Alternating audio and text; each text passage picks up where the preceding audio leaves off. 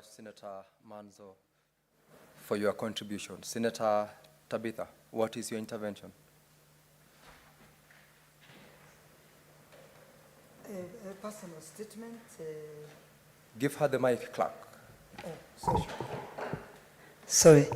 It's on a personal statement to the inaccurate reporting on contribution to the motion of the current state of the nation. Well, as Senator Tabitha, I am aware that we are out of statement hour, but I'm notified that the substantive speaker had approved your reading of the statement. Proceed to read the statement. Thank you. Pursuant to Standing Order number 58. Thank you, Speaker, for giving me this opportunity. Personal statement, inaccurate reporting on contribution to the motion of the current state of the nation. Mr. Speaker, sir, I rise pursuant to Standing Order 58 to make a personal statement concerning inaccurate reporting on mainstream media on my contribution on the motion before the Senate on the current state of the nation. Mr. Speaker, sir, during the afternoon sitting of the Senate held on Wednesday, 10th July 2024, some sections of the mainstream media have misconstrued my remarks to mean that I was supporting the rejected Finance Bill 2024. This is not true. My position is that whereas some clauses in the bill may not have been offensive, what the country went through, that included loss of lives, injuries, vandalism, and destruction of property, the Finance Bill 2024 should be withdrawn in its entirety. I thank you, Mr. Speaker, sir. Signed by Senator Tabitha Karanja Keroche, my Deputy Majority Leader, Senator for Nakuru County. Thank you, sir. Thank you, Senator Keroche. Senator Tobiko Peris.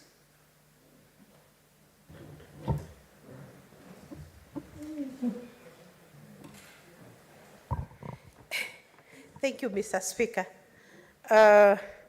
Mr. Speaker, you know, the statement by Senator Keroche Tabitha almost disrupted, you know, the flow of the motion and the flow of thought on this very important bill that we were discussing, Mr. Speaker. Mr. Speaker, thank you for the opportunity either way. Mr. Speaker, let me congratulate Senator AC for this beautiful, piece of legislation, Mr. Speaker. Mr. Speaker, this will be one of the most important and relevant pieces of legislation that have gone through the floor of the House that are relevant to our counties, that is relevant to our daily lives in this country, Mr. Speaker. Mr. Speaker, you realize that in our country, it's only a very small percentage of people who are in formal employment, Mr. Speaker. And so quite a majority of Kenyans are hustling for a living. They are venting, in our counties, in our towns, in our cities, Mr. Speaker. And so this legislation will bring sanity, into and order into the lives of very many people who are venting for a livelihood, Mr. Speaker. Mr. Speaker, let me say this legislation will also entrench the rights, of those in the informal trading, Mr. Speaker. Mr. Speaker, it helps also, to organize and to plan properly how public space is used, Mr. Speaker, in our towns. Because sometimes, Mr. Speaker, you sympathize with both the vendors and those who are not vending. Because sometimes there is such disorder and you are unable to move at certain hours in our towns, Mr. Speaker. Mr. Speaker, of course, it's good to use, the places you know best. Mr. Speaker, there are streets in Kitengela that whereas the roads have been done, they are almost impassable because of street vending. If only these people will be organized better. If only these people, those, as this legislation is proposing, that vending zones are created, that this is a restricted area, this is a space for vending, this is partial for certain hours, Mr. Speaker, then there will be order in our lives, Mr. Speaker, and in our towns. Mr. Speaker, it is also good to dignify this sort of, way of livelihood.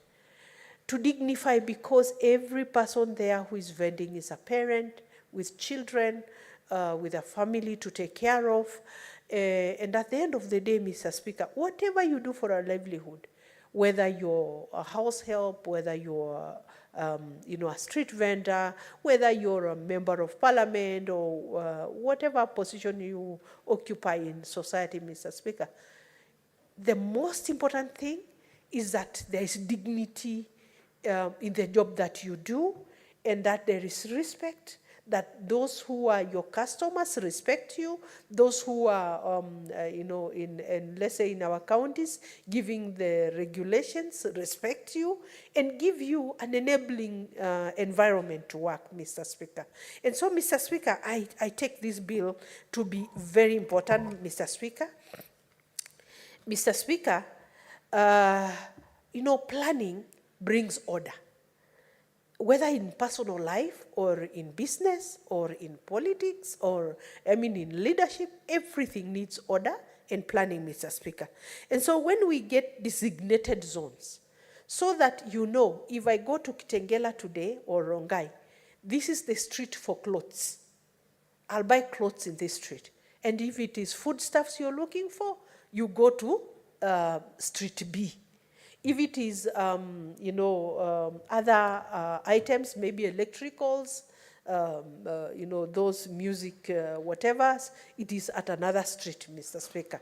Mr. Speaker, it will bring such order and even ease of movement in our towns, Mr. Speaker.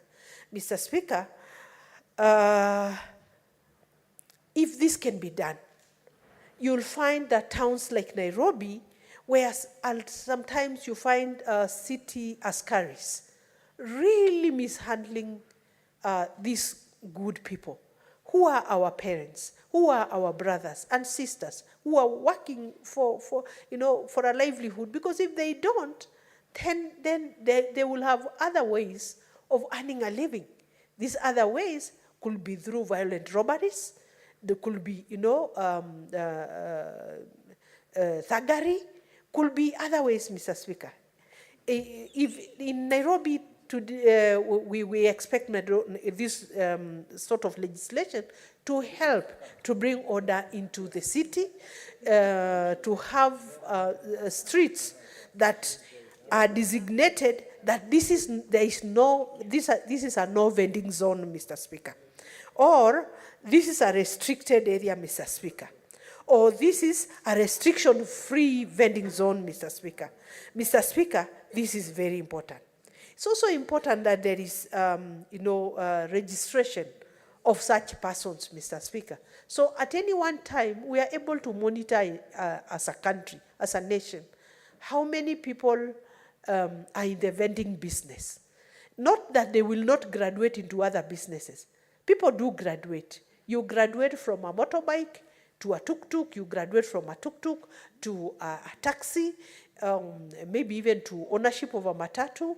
Same case with those who are vending.